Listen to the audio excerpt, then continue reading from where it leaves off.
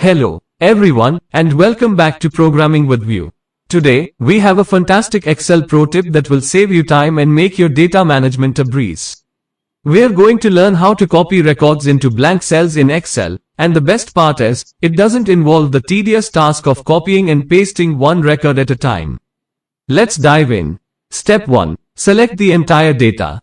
The first step is to select the entire dataset in Excel. You can do this by pressing Ctrl+A on your keyboard. This will highlight all the data in your worksheet.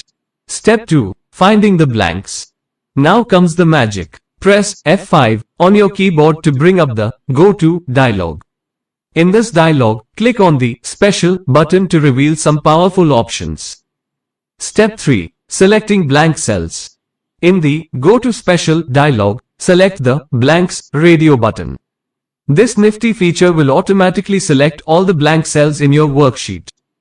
Step 4. Enter the formula. Now, we're ready to fill in those blank cells. Simply type the formula you want to copy. Let's say you want to copy the content from cell B2 into all the blank cells. Type equals B2 in the formula bar. Step 5. Apply the formula.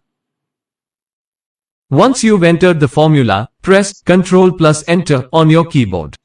You'll see the magic happen as Excel fills in all the selected blank cells with the content. There you have it. With just a few simple steps, you can efficiently copy records into blank cells in Excel, saving you time and effort. This is a fantastic tool for data entry, especially when working with large datasets. If you found this Excel pro tip helpful, please give us a thumbs up, share this video, and don't forget to subscribe to our channel for more time-saving tricks and programming insights. If you have any questions or suggestions, feel free to leave them in the comments below. Thanks for watching, and happy data management.